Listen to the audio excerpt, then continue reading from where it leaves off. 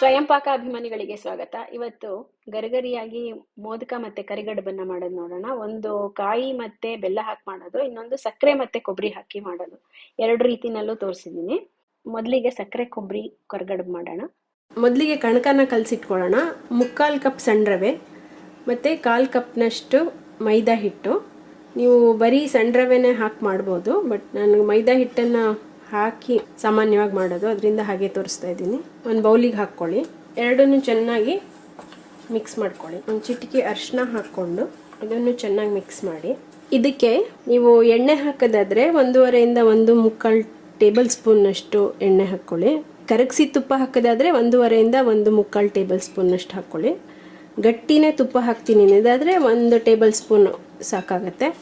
ಎಣ್ಣೆ ಹಾಕಿ ಚೆನ್ನಾಗಿ ಇದನ್ನು ಮೊದಲು ನೀರು ಹಾಕೋಕ್ಕೆ ಮುಂಚೆ ಕಲಿಸ್ಬೇಕು. ಈ ಥರ ಕೈನಲ್ಲಿ ಅದನ್ನು ಸ್ವಲ್ಪ ಒತ್ತಿ ಈ ಥರ ಕಲಿಸಿದ್ರೆ ನಿಮಗೆ ಕಡುಬು ತುಂಬ ಕ್ರಿಸ್ಪಾಗಿ ತುಂಬ ಚೆನ್ನಾಗಿ ಬರುತ್ತೆ. ಚೆನ್ನಾಗಿ 1 ನಿಮಿಷ ಈ ಥರ ಕಲಿಸ್ಕೊಳ್ಳಿ. ಈ ಥರ ಕಲಿಸಿದ ಮೇಲೆ ನೀರು ಹಾಕಿ ಕಲಿಸ್ಕೋಬೇಕು. ಚೆನ್ನಾಗಿ ಕಲಿಸಿದ ಮೇಲೆ ಎಣ್ಣೆ ಹಾಕಿ ನಿಧಾನಕ್ಕೆ ನೀರು ಹಾಕ್ಕೊಂಡು ಹಿಟ್ಟನ್ನು ಕಲಿಸ್ಕೊಳ್ಳಿ. 1/4 ಕಪ್ನಷ್ಟು ನೀರು ಹಾಕಿದ್ದೀನಿ. 1/4 ಕಪ್ ನೀರು ಹಾಕಿದ್ದೀನಿ. ಸ್ವಲ್ಪ ತುಂಬ ಗಟ್ಟಿಯಾಗಿದೆ. ಇನ್ನೊಂದು ಅರ್ಧ ಟೇಬಲ್ ಸ್ಪೂನ್ನಷ್ಟು ನೀರು ಹಾಕ್ಕೊಳ್ಳಿ. ಇದು ರವೆ ಆಗಿರೋದ್ರಿಂದ, ನಾವು ರವೆ ಹಾಕ್ತಾ ಇರೋದ್ರಿಂದ ಇದು ಹೀರತ್ತೆ. ಈ ಥರ ಕಲಿಸ್ಬಿಟ್ಟು ಸದ್ಯಕ್ಕೆ ಹೀಗಿರುತ್ತೆ. ಇನ್ನೊಂದು 10-15 ನಿಮಿಷ ಆದಮೇಲೆ ಹಿಟ್ಟು ಇನ್ನೊಂದು ಚೂರು ಗಟ್ಟಿಯಾಗುತ್ತೆ. 1/4 ಲೋಟದ ಮೇಲೆ 1 ಟೇಬಲ್ ಸ್ಪೂನ್ನಷ್ಟು ನೀರು ಹಾಕಿದ್ದೀನಿ. ಹಿಟ್ಟು ಸದ್ಯಕ್ಕೆ ಈ ಹದದಲ್ಲಿದೆ. ಇದನ್ನು ಮುಚ್ಚಿ ಒಂದು ಅರ್ಧ ಗಂಟೆ ಹಾಗೆ ಇಡೋಣ. ಫಿಲ್ಲಿಂಗಿಗೆ ಕೊಬ್ಬರಿ ಮತ್ತು ಸಕ್ಕರೆ ಪುಡಿ ಮಾಡಿ ಹಾಕಿದ್ರೆ ಸಾಕು, ಅದು ರುಚಿಯಾಗಿರುತ್ತೆ ಅಂತ ನಾನು ಸ್ವಲ್ಪ ಗಸಗಸೆ, ಗೋಡಂಬಿ ಮತ್ತು ಬಾದಾಮಿನೂ ಕೂಡ ಹಾಕ್ತಾ ಇದ್ದೀನಿ. ಗಸಗಸೆ, ಗೋಡಂಬಿ, ಬಾದಾಮಿ ಹಾಕಲೇಬೇಕಂತೇನಿಲ್ಲ. ಮಿಕ್ಸರ್ ಜಾರ್ಗೆ ಸುಮಾರಾಗಿ ಒಂದು ಅರ್ಧ ಕಪ್ನಷ್ಟು ಸಕ್ಕರೆ, 2-3 ಏಲಕ್ಕಿನ ಜೊತೆಗೆ 1 ಟೇಬಲ್ ಸ್ಪೂನ್ ಗಸಗಸೆ ಹಾಕದೆ ಹೋದ್ರೂ ಪರವಾಗಿಲ್ಲ. ಅದನ್ನು ಹಾಕಿ ಸಣ್ಣದಾಗಿ ಮೊದಲಿಗೆ ಪುಡಿ ಮಾಡ್ಕೊಳ್ಳೋಣ. ಪುಡಿ ಮಾಡ್ಕೊಂಡಿರೋದಕ್ಕೆ ಸುಮಾರಾಗಿ 1/4 ಕಪ್ನಷ್ಟು ಕೊಬ್ಬರಿ ತುರಿ, 8 ಬಾದಾಮಿ, ಹಾಗೆ 8 ಗೋಡಂಬಿ ಹಾಕ್ಕೊಂಡು ಇದನ್ನು ತರ್ತರಿಯಾಗಿ ಪುಡಿ ಮಾಡ್ಕೊಳ್ಳಿ. ಈ ಥರ ತರ್ತರಿಯಾಗಿ ಪುಡಿ ಮಾಡಿಕೊಂಡು ಒಂದು ಬೌಲಿಗೆ ತೆಕ್ಕೊಂಡು ಮಿಕ್ಸ್ ಮಾಡ್ಕೊಳ್ಳಿ. ಇದೊಂದು ಸ್ವಲ್ಪ ಜಾಸ್ತಿ ಮಾಡಿಟ್ಕೊಂಡಿದ್ರು ಪರವಾಗಿಲ್ಲ, ಏಕೆಂದರೆ ಉಳಿದ್ರೆ ಇದನ್ನು ಪಾಯಸಕ್ಕೆ ಹಾಕೋಬೋದು. ಬೌಲ್ಗೆ ಹಾಕ್ಕೊಂಡು ಒಂದ್ಸಲ ಚೆನ್ನಾಗಿ ಮಿಕ್ಸ್ ಮಾಡ್ಕೊಳ್ಳಿ. ಕೊಬ್ಬರಿ ಸಕ್ಕರೆ ಪುಡಿ ರೆಡಿಯಾಗಿದೆ. ಕರಿಗಡುಬು ಮತ್ತು ಮೋದಕನ ಹೇಗೆ ಮಾಡೋದು ಅಂತ ನೋಡೋಣ. ಈಗ ಇದೊಂದು ಅರ್ಧ ಗಂಟೆ ಮೇಲಾಗಿದೆ. ಮತ್ತಿನ್ನೊಂದ್ಸಲ ಇದನ್ನು ಚೆನ್ನಾಗಿ ನೀಡ್ ಮಾಡ್ಕೊಳ್ಳಿ, ನಾದ್ಕೊಳ್ಳಿ. ಈ ಹಿಟ್ಟು ತುಂಬ ಗಟ್ಟಿಯಾಗಿದೆ ಅಂದರೆ ನೀವು ಒಂದು ಸ್ವಲ್ಪ ನೀರು ಹಾಕ್ಕೊಂಡು ಮತ್ತೆ ಚೆನ್ನಾಗಿ ನಾದ್ಕೋಬೋದು. ತುಂಬ ಗಟ್ಟಿಯಾಗೂ ಇರಬಾರ್ದು, ತುಂಬ ನೀರಾದ್ರೂ ಮಾಡೋಕ್ಕಾಗಲ್ಲ. ಈ ಥರ ನೀವು ಪೂರಿ ಮಾಡ್ತೀರಲ್ಲ ಆ ಹದದಲ್ಲಿದ್ದರೆ ಸಾಕು. ಕರಿಗಡುಬನ್ನ ಮಾಡೋಕ್ಕೆ ಈ ಅಚ್ಚನ್ನು ಉಪಯೋಗಿಸ್ತಾ ಇದ್ದೀನಿ, ಕರಿಗಡುಬಿನ ಅಚ್ಚು. ಇಲ್ಲ ಅಂತಂದರೆ ನೀವು ಹಾಗೆ ಒತ್ತು ಕೂಡ ಮಾಡ್ಕೋಬೋದು. ಸಣ್ಣ ಕರಿಗಡುಬುಗಳನ್ನು ಮಾಡೋದ್ರಿಂದ ಮೋದಕಕ್ಕೆ ಮತ್ತು ಈ ಕರಿಗಡುಬಿಗೆ ಒಂದೇ ಸಮ ಹಿಟ್ಟು ಸಾಕು ನನಗೆ. ಅದರಿಂದ ಈಗ ನಾ ಕಲಸಿಟ್ಟಿರುವಂಥ ಹಿಟ್ಟನ್ನು 21 ಭಾಗ ಮಾಡ್ಕೋತಾ ಇದ್ದೀನಿ. ಒಂದು ಬಟ್ಟೆನ ಅಥವಾ ತಟ್ಟೆನ ಮುಚ್ಚಿ ಪಕ್ಕಕ್ಕೆ ಇಟ್ಕೊಳ್ಳಿ. ಕರಿಯೋದಕ್ಕೆ ಎಣ್ಣೆನ ಒಂದು ಬಾಣಲೆಗೆ ಹಾಕಿ ಮೀಡಿಯಮ್ ಲೋ ಉರಿನಲ್ಲಿ ಬಿಸಿಗಿಡಿ. ಈಗ ಮೋದಕ ಮಾಡ್ಕೊಳ್ಳೋಕ್ಕೆ ಮಾಡ್ಕೊಂಡಿರುವಂಥ ಒಂದು ಉಂಡೆ ತೊಗೊಂಬಿಟ್ಟು ಒತ್ಕೊಳ್ಳಿ.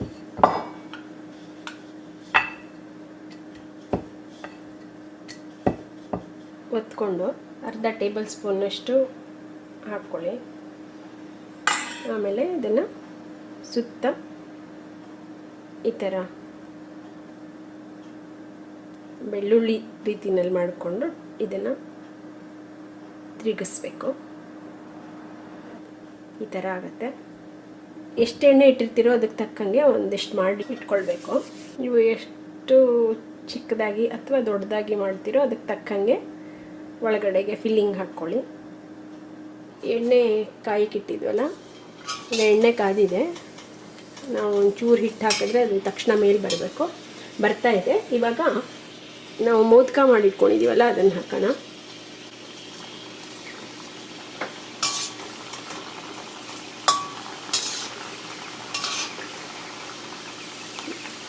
ಇದು ಎಲ್ಲ ಕಡೆನೂ ಹೊಂಬಣ್ಣ ಬರುವಷ್ಟು ನೀವು ಕರಿಬೇಕು.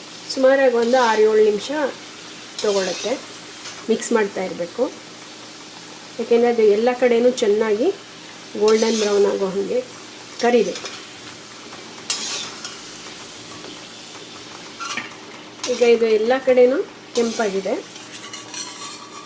ಚೆನ್ನಾಗಾಗಿದೆ. ಇದನ್ನು ತೆಗೆದುಬಿಟ್ಟು ಒಂದು ಪೇಪರ್ ಟವಲ್ ಮೇಲೆ ಹಾಕ್ಕೊಳ್ಳೋಣ. ಇದೇ ಥರ ನೀವು ಉಳಿದ ಮೋದಕಗಳನ್ನು ಕರ್ಕೊಳ್ಳಿ. ಹಿಟ್ಟನ್ನು ಹಾಗೆ ಮುಚ್ಚಿಟ್ಟಿರಿ. ಆಮೇಲೆ ನೀವು ಮೋದಕ ಅಥವಾ ಕರ್ಗಡ್ಬನ್ನು ಇಲ್ಲಿ ಮಾಡಿ ಇಟ್ಕೊಳ್ತೀವಲ್ಲ, ಅದನ್ನು ಕೂಡ ಒಂದು ತಟ್ಟೆ ಅಥವಾ ಪಾತ್ರೆಗೆ ಹಾಕಿ ಮುಚ್ಚಿಡಿ, ಇಲ್ಲಾಂದರೆ ಒಣಗದಂಗೆ ಆಗುತ್ತೆ. ಕರ್ಗಡ್ ಮಾಡೋದಕ್ಕೆ ಇದು ಈ ಥರ ತೆಳ್ಳಗೆ ಒತ್ಕೊಂಡ್ಬಿಟ್ಟು, ಇದು ಮೋಲ್ಡ್ ಇದೆ, ಈ ಥರ ಪ್ರೆಸ್ ಇದ್ದರೆ ನಿಮ್ಮ ಹತ್ರ ಅದರಲ್ಲಿ ಇಟ್ಕೊಳ್ಳಿ. ಇಟ್ಕೊಂಡು ಮಧ್ಯದಲ್ಲಿ ಎಷ್ಟು ಹಿಡಿಸುತ್ತೋ ಅಷ್ಟು ಕೊಬ್ಬರಿ ಸಕ್ಕರೆ ಹಾಕಿ ಸ್ವಲ್ಪ ನೀರನ್ನು ಇಲ್ಲಿ ಒಂದು ಸೈಡ್ಗೆ ಹೀಗೆ ಹಚ್ಚಿ ಹೀಗೆ ಪ್ರೆಸ್ ಮಾಡಿಕೊಂಡ್ರೆ ಏನಿಲ್ಲಿ ಎಕ್ಸ್ಟ್ರಾ ಇರುತ್ತೋ ಅದನ್ನು ತೆಗೆದುಬಿಟ್ಟು ಭದ್ರಾಗಿ ಮಾಡಬೇಕು. ಯಾಕೆಂದರೆ ಎಲ್ಲೂ ಅದು ಗ್ಯಾಪ್ ಇರಬಾರ್ದು, ಇದ್ದರೆ ಎಣ್ಣೆನಲ್ಲಿ ಬಿಟ್ಕೊಂಡ್ಬಿಡುತ್ತೆ. ಈ ಥರ ಮಾಡಿ ಮತ್ತು ಹೀಗೆ ಮುಚ್ಚಿಟ್ಕೊಳ್ಳಿ. ಈ ಹಚ್ಚಿಲ್ಲ ಅಂತಂದರೆ ನಮ್ಮ ಹತ್ರ ವೃತ್ತಾಕಾರವಾಗಿ ಒತ್ಕೊಳ್ಳಿ. ಈ ಥರ ಒತ್ಕೊಂಡ್ಮೇಲೆ ಮಧ್ಯಕ್ಕೆ ಎಷ್ಟಾಗತ್ತೋ ಎಷ್ಟು ಹಿಡಿಸುತ್ತೋ ಅಷ್ಟು ಕೊಬ್ಬರಿ ಸಕ್ಕರೆ ಹಾಕಿ ಸೈಡಲ್ಲಿ ನೀರು ಹಚ್ಚಿ, ಈ ಥರ ಒಂದು ಸೈಡಿಗೆ ನೀರು ಹಚ್ಚಿ ಮಡಿಸಿ ಇದನ್ನು ಚೆನ್ನಾಗಿ ಒತ್ತಿ ಹಾಗೆ ಇಡ್ಬೋದು. ಇಲ್ಲಾಂದರೆ ನೀವು ಒಂದು ಫೋರ್ಕಲ್ಲಿ ಈ ಥರ ಮಾಡಿದ್ರೆ ಈ ಥರ ಕಾಣುತ್ತೆ, ನಿಮಗೆ ಚೆನ್ನಾಗೂ ಕಾಣುತ್ತೆ. ಈಗ ಒತ್ತಿಟ್ಕೊಂಡಿರುವಂಥ ಕರ್ಗಡ್ಬುಗಳನ್ನು ಹಾಕೋಣ. ಮೀಡಿಯಮ್ ಲೋ ಊರಿನಲ್ಲಿ ಇದನ್ನು ಕರೀರಿ. ಮತ್ತು ಮಧ್ಯ ಮಧ್ಯ ಇದನ್ನು ನೀವು ತಿರುಗಿಸಿ ಹಾಕೋದನ್ನು ಮರಿಬಾರ್ದು, ಇಲ್ಲಾಂದರೆ ಒಂದೇ ಕಡೆ ಬೇಯ್ಕೊಳ್ಳುತ್ತೆ. ಈ ಥರ ಮಿಕ್ಸ್ ಮಾಡ್ತಾ ಚೆನ್ನಾಗಿ ಎಲ್ಲ ಕಡೆಯೂ ಕೆಂಪಾಗೋ ಹಾಗೆ ಕರ್ಕೊಳ್ಳಿ. ಈ ಥರ ಎರಡು ಕಡೆಯೂ ಚೆನ್ನಾಗಿ ಹೊಂಬಣ್ಣ ಬಂದಮೇಲೆ ಇದನ್ನು ತೆಕ್ಕೊಂಡು ಉಳಿದ ಕರ್ಗಡ್ಬು ಅಥವಾ ಮೋದಕನ ಕರ್ಕೊಳ್ಳಿ. ಮೋದಕ ಮತ್ತು ಕರ್ಗಡ್ಬು ರೆಡಿಯಾಗಿದೆ. ಕೊಟ್ಟಿರುವಂಥ ಅಳತೆಯಲ್ಲಿ ಒಂದು 21 ಮೋದಕ ಅಥವಾ 21 ಈ ಅಳತೆಯ ಸಣ್ಣ ಸಣ್ಣ ಕರ್ಗಡ್ಬುಗಳನ್ನು ನೀವು 21 ಮಾಡ್ಕೋಬೋದು. ಈಗ ಎರಡನೇ ವಿಧಾನ ಕಾಯಿ ಮತ್ತು ಬೆಲ್ಲ ಹಾಕಿ ಮಾಡೋದು.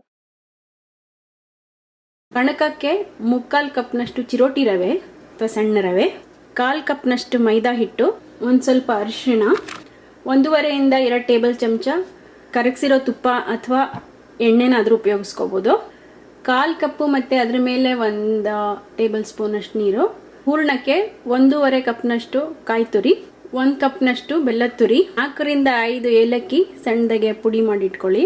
ನಾರ್ಮಲ್ ಆಗಿ ಬೆಲ್ಲದಲ್ಲಿ ಸ್ವಲ್ಪ ಕಸ ಇರುತ್ತೆ, ಸೊ ಅದನ್ನು ಕ್ಲೀನ್ ಮಾಡ್ಕೊಳ್ಳೋಕ್ಕೆ ಅಂತ ಅಂದ್ಬಿಟ್ಟು 2 ರಿಂದ 3 ಟೇಬಲ್ ಸ್ಪೂನಷ್ಟು ನೀರು, ಮತ್ತು ನಿಮ್ಮ ಹತ್ರ ಕರಗಡ್ಬಿನ ಹಚ್ಚಿದ್ರೆ ತೆಗೆದಿಟ್ಕೊಳ್ಳಿ. ಮೊದಲಿಗೆ ನಾವು ರವೆ ಮತ್ತು ಮೈದಾನ ಒಂದು ದೊಡ್ಡ ಪಾತ್ರೆಗೆ ಹಾಕ್ಕೊಳ್ಳೋಣ. ಸೊ ಈ ಅರಿಶಿನನೂ ಸ್ವಲ್ಪ ಹಾಕೋಣ. ಎಲ್ಲ ಹಾಕಿದ್ಮೇಲೆ ಚೆನ್ನಾಗಿ ಒಂದ್ಸಲ ಕೈನಲ್ಲಿ ಮಿಕ್ಸ್ ಮಾಡಿ. ಇದು ಚೆನ್ನಾಗಿ ಮಿಕ್ಸ್ ಆದಮೇಲೆ ಈ ಕರಗಿಸಿರೋ ತುಪ್ಪ ಅಥವಾ ಎಣ್ಣೆ ಏನು ಹಾಕ್ತಿರೋ ಅದನ್ನು ಹಾಕಿ ಮತ್ತೆ ಚೆನ್ನಾಗಿ ಕಲಿಸ್ಬೇಕು. ಚೆನ್ನಾಗಿ ಹಿಂಗೆ ಕೈನಲ್ಲಿ ಮಿಕ್ಸ್ ಮಾಡಿ. ನೀರು ಹಾಕೋಕ್ಕಿಂತ ಮುಂಚೆ ಈ ಮಿಕ್ಸ್ ಮಾಡಿರೋ ಹಿಟ್ಟನ್ನು ತಗೊಂಡು ಕೈನಲ್ಲಿ ಹಿಂಗೆ ಪ್ರೆಸ್ ಮಾಡಿದ್ರೆ ಈ ಥರ ನಿಮಗೆ ಹಿಡ್ಕೋಬೇಕು. ಹಾಗಂದ್ರೆ ತುಪ್ಪ ಅಥವಾ ಎಣ್ಣೆ ಏನು ಹಾಕಿದಿರೋ ಅದು ಸಾಕಾಗಿದೆ ಅಂತ. ಸೊ ಚೆನ್ನಾಗಿ ಮಿಕ್ಸ್ ಮಾಡಿದ್ಮೇಲೆ ಕೈನಲ್ಲಿ ನಿಧಾನಕ್ಕೆ ನೀರು ಹಾಕೋಣ. ಇದ್ರ ಹದ ಸ್ವಲ್ಪ ಚಪಾತಿ ಹಿಟ್ಟಿಗಿಂತ ಸ್ವಲ್ಪ ಗಟ್ಟಿಯಾಗಿರ್ಬೇಕು, ಆದರೆ ತುಂಬಾ ಗಟ್ಟಿಯಾಗೂ ಇರಬಾರ್ದು. ನಾನೀಗ 1/4 ಕಪ್ ಮತ್ತೆ 1 ಟೇಬಲ್ ಸ್ಪೂನ್ ಅಷ್ಟು ನೀರು ಹಾಕಿದ್ದೀನಿ. ಹಾಕ್ಬಿಟ್ಟು ಚೆನ್ನಾಗಿ 1-2 ನಿಮಿಷ ನೀಡ್ ಮಾಡಿ, ಸೊ ದಟ್ ಇದು ಸಾಫ್ಟ್ ಆಗುತ್ತೆ ಡೋ. 2 ನಿಮಿಷ ನೀಡ್ ಮಾಡಾದ್ಮೇಲೆ ಈ ತರ ಆಗುತ್ತೆ. ಇದನ್ನ ಮತ್ತೆ ಪಾತ್ರೆಗೆ ಹಾಕಿ ಒಂದು ತಟ್ಟೆನ ಮುಚ್ಚಿಬಿಟ್ಟು ಒಂದು 15 ನಿಮಿಷ ಹಾಗೆ ಇಟ್ಟಿರಿ. ಹೂರ್ಣ ಮಾಡ್ಕೊಳ್ಳೋಕ್ಕೆ ನಾವು ಒಂದು ದಪ್ಪ ತಳದ ಪಾತ್ರೆಗೆ ಬೆಲ್ಲ ಹಾಕಿ ಅದಕ್ಕೆ 1-2-3 ಚಮಚ ನೀರು ಹಾಕಿ ಅದನ್ನು ಬಿಸಿಗಿಡೋಣ. ನಿಮಗೆ ಬೆಲ್ಲ ಕ್ಲೀನಾಗಿದೆ, ಇದನ್ನೇನು ಮತ್ತೆ ನಾವು ಕ್ಲೀನ್ ಮಾಡೋ ಅವಶ್ಯಕತೆ ಇಲ್ಲ ಅನಿಸಿದ್ರೆ ಈ ನೀರು ಹಾಕ್ಬಿಟ್ಟು ಕರಗಿಸಿ ಸೋಸಬೇಕಾಗಿಲ್ಲ. ಡೈರೆಕ್ಟಾಗಿ ನೀವು ಕಾಯಿ ಮತ್ತು ಬೆಲ್ಲನ ಸೇರಿಸ್ಬಿಟ್ಟು ಇಂಗಿಸಿ ಹೂರ್ಣ ಮಾಡ್ಕೋಬೋದು. ಈಗ ಬೆಲ್ಲ ಪೂರ್ತಿ ಕರಗಿಬಿಟ್ಟಿದೆ, ಇದನ್ನು ಆಫ್ ಮಾಡಿಬಿಟ್ಟು ಸೋಸ್ತೀನಿ. ಸೋಸಕ್ಕೆ ಹಾಕಿದ್ಮೇಲೆ ಈ ಪ್ಯಾನನ್ನು ಒಂದ್ಸಲ ಹಾಗೇ ತೊಳ್ಕೊಂಡ್ಬಿಡಿ. ಈಗ ಈ ಸೋಸಿಟ್ಕೊಂಡಿರೋ ಬೆಲ್ಲದ ಪಾಕನ ಮತ್ತೆ ಇದೇ ಪಾತ್ರೆಗೆ ಹಾಕೋಣ. ಮೀಡಿಯಂ ಹೀಟಲ್ಲಿ ಬಿಸಿಗಿಡೋಣ. ನಮ್ಗೆ ಈ ಪಾಕ ಒಂದು ಸ್ವಲ್ಪ ಗಟ್ಟಿಯಾಗಿ ಅಲ್ಲಿ ತನಕ ಸ್ವಲ್ಪ ಕುದೀತಾ ಇರಲಿ. ಇದು ಸುಮಾರು 1 ನಿಮಿಷ ಇಂದ ಕುದೀತಾ ಇದೆ. ಬೆಲ್ಲದ ನೀರು ಸ್ವಲ್ಪ ಗಟ್ಟಿಯಾಗಿದೆ. ಇದಕ್ಕೆ ಈಗ ಕಾಯಿ ತುರಿ ಹಾಕೋಣ. ಕಾಯಿ ತುರಿ ಹಾಕಿ ಮಿಕ್ಸ್ ಮಾಡಿ. ಇದರಲ್ಲಿ ಕಾಯಿನಲ್ಲಿ ಮತ್ತೆ ಬೆಲ್ಲದ ಜೊತೆ ಹಾಕಿರ್ತೀವಲ್ಲ, ನೀರು ಇಂಗಬೇಕು ಪೂರ್ತಿ. ಆದರೆ ತುಂಬ ಗಟ್ಟಿಯಾಗಿ ಇದನ್ನು ಮಾಡೋಕ್ಕೆ ಹೋಗಬೇಡಿ. ಯಾಕೆ ಅಂತಂದರೆ ಆರದ ಮೇಲೆ ಬೆಲ್ಲ ಹಾಕಿರೋದ್ರಿಂದ ಗಟ್ಟಿಯಾಗಿಬಿಡುತ್ತೆ. ಗಟ್ಟಿಯಾದರೆ ಕಣಕದೊಳಗೆ ಇಟ್ಟು ಮಾಡೋಕ್ಕೆ ಸ್ವಲ್ಪ ಕಷ್ಟ ಆಗುತ್ತೆ. ಇಷ್ಟು ಸಾಕು, ಇನ್ನು ತುಂಬ ಗಟ್ಟಿ ಮಾಡೋಕ್ಕೆ ಹೋಗಬೇಡಿ. ಇದನ್ನ ಆಫ್ ಮಾಡಿದ್ಮೇಲೆ ಏಲಕ್ಕಿನ ಹಾಕಿ ಮಿಕ್ಸ್ ಮಾಡಿಟ್ರೆ ಹೂರ್ಣ ರೆಡಿಯಾಗಿರುತ್ತೆ. ಇದು ಚೆನ್ನಾಗಿ ಆರಲಿ. ಈಗ ಇದು ಪೂರ್ತಿ ಆರಿದೆ. ಎಣ್ಣೆನ ಮೀಡಿಯಂ ಲೋ ಹೀಟಲ್ಲಿ ಇಟ್ಟು ಬಿಸಿಗಿಡೋಣ. ಕೊಟ್ಟಿರೋ ಮೆಷರ್ಮೆಂಟಲ್ಲಿ 21ರಿಂದ 25 ಮೋದಕ ಮಾಡ್ಬೋದು, ಅಥವಾ 15 ಕರ್ಗಡ್ ಮಾಡ್ಬೋದು. ನೀವೆರಡನ್ನೂ ಮಾಡ್ತೀನಿ ಅನ್ನೋದಾದರೆ ಈ ಮೆಷರ್ಮೆಂಟ್ನ ಡಬಲ್ ಮಾಡಿಕೊಂಡು ಮಾಡಿ. ಮೊದಲು ಮೋದಕ ಹೇಗೆ ಮಾಡೋದು ಅಂತ ತೋರಿಸ್ತೀನಿ. ಅರ್ಧ ಟೇಬಲ್ ಸ್ಪೂನಷ್ಟು ಹಿಟ್ಟನ್ನು ತಗೊಂಡು ಗುಂಡಾಗಿ ಒತ್ಕೊಳ್ಳಿ. ಈ ಥರ ಒತ್ಕೊಂಡ್ಮೇಲೆ ಕೈನಲ್ಲಿ ಹಿಂಗೆ ಇಟ್ಕೊಂಡು ಒಂದು ಅರ್ಧ ಟೀ ಚಮಚದಷ್ಟು ಈ ಹೂರಣನ ಹಾಕಿ ಸುತ್ತ ಈ ಎಡ್ಜ್ಗಳನ್ನು ಮಧ್ಯಕ್ಕೆ ಮಾಡಿಕೊಂಡು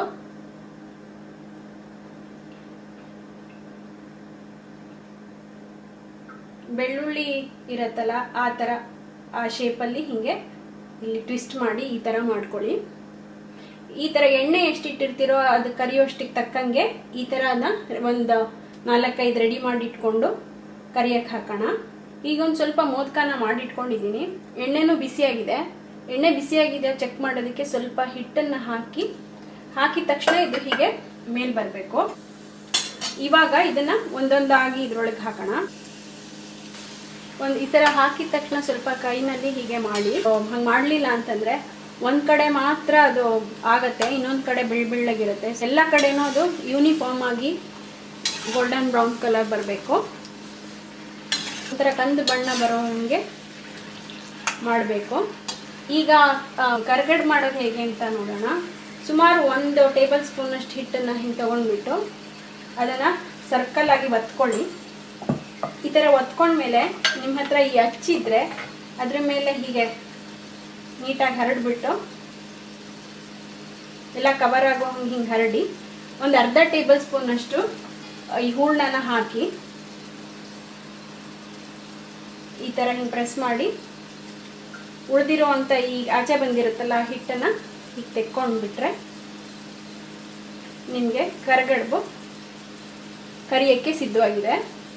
ಹಚ್ಚಿಲ್ಲ ಅಂತಂದರೆ ಮತ್ತೆ ಅದೇ ಥರ ಸರ್ಕಲ್ ಆಗಿ ಒತ್ಕೊಂಡ್ಬಿಟ್ಟು ಮಧ್ಯಕ್ಕೆ ಅರ್ಧ ಟೇಬಲ್ ಸ್ಪೂನಷ್ಟು ಹೂರಣ ಹಾಕಿ ಹೀಗೆ ಫೋಲ್ಡ್ ಮಾಡಿಬಿಟ್ಟು ಕೈನಲ್ಲಿ ಈ ಥರ ಪ್ರೆಸ್ ಮಾಡ್ಕೊಂಡು ಬನ್ನಿ. ಇಲ್ಲ ಆಮೇಲೆ ಬೇಕಾದ್ರೆ ಫೋರ್ಕಲ್ಲಿ ಹಿಂಗೆ ಪ್ರೆಸ್ ಮಾಡಿ. ಈ ಕರ್ಗಡ್ಬು ರೆಡಿಯಾಗಿದೆ. ಹಚ್ಚಿಲ್ಲ ಅಂದರೆ ನೀವು ಈ ಥರ ಮಾಡ್ಬೋದು. ಈ ಮೋದಕ ಆಗಿದೆ, ಎಲ್ಲ ಕಡೆನೂ ಕಂದು ಬಣ್ಣಕ್ಕೆ ಬಂದಿದೆ. ಎಣ್ಣೆಯಿಂದ ತೆಗೆದುಬಿಟ್ಟು ಪೇಪರ್ ಟವಲ್ ಮೇಲೆ ಹಾಕ್ತೀನಿ. ಈಗ ಈ ಕರ್ಗಡ್ಬನ್ನ ಕರಿಯೋಣ. ನಿಧಾನಕ್ಕೆ ಒಂದೊಂದಾಗಿ ಹಾಕಿದ್ಮೇಲೆ ಸ್ವಲ್ಪ ಹಿಂಗೆ ತಿರುಗಿಸ್ತಾ ಇರಿ, ಇಲ್ಲಾಂದರೆ ಮತ್ತೆ ಒಂದೇ ಕಡೆ ಕೂತ್ಕೊಂಡ್ಬಿಡುತ್ತೆ. ಇದನ್ನು ನೀವು 2 ಕಡೆನೂ ಗೋಲ್ಡನ್ ಬ್ರೌನ್ ಆಗುವಷ್ಟು ಮಾಡಬೇಕು. ಒಂದು 2-3 ನಿಮಿಷ ಆದಮೇಲೆ ಮತ್ತೆ ತಿರುಗಿಸಿದಾಗ ಕೆಲವು ಸಲ ಮತ್ತೆ ಹಿಂದಕ್ಕೆ ವಾಪಸ್ ಬರುತ್ತೆ. ಅವಾಗ ಏನು ಮಾಡಬೇಕಂದ್ರೆ ಹಿಂಗೆ ತಿರುಗಿಸ್ಬಿಟ್ಟು ಅದ್ರ ಮೇಲೆ ಇದನ್ನು ಒಂದು ಸ್ವಲ್ಪ ಹೊತ್ತು ಹಿಂಗಿಡಿ. ಈ ಕರ್ಗಡ್ಬು ರೆಡಿಯಾಗಿದೆ. 2 ಕಡೆನೂ ಒಳ್ಳೆ ಬಣ್ಣ ಬಂದಿದೆ. ಇದನ್ನು ತೆಗೆದು ಪೇಪರ್ ಟವಲ್ ಮೇಲೆ ಹಾಕ್ತೀನಿ. ಇದೇ ಥರ ಉಳಿದ ಕಣಕ ಮತ್ತು ಹೂರಣನ ಉಪಯೋಗಿಸ್ಕೊಂಡು ನೀವು ಮೋದಕ ಬೇಕಾದರೂ ಮಾಡ್ಕೋಬೋದು, ಇಲ್ಲ ಕರ್ಗಡ್ಬು ಬೇಕಾದ್ರೂ ಮಾಡ್ಕೋಬೋದು. ಈಗ 2 ಬಗೆ ಕರ್ಗಡ್ಬು ಹಾಗೂ ಮೋದಕ ಮಾಡೋದು ನೋಡಿದ್ವಲ್ಲ, ನೀವು ಕೂಡ ಇದನ್ನು ಮಾಡಿ ನೋಡಿ ನಿಮ್ಮ ಅಭಿಪ್ರಾಯ ಖಂಡಿತ ತಿಳಿಸಿ. ನಮಸ್ಕಾರ.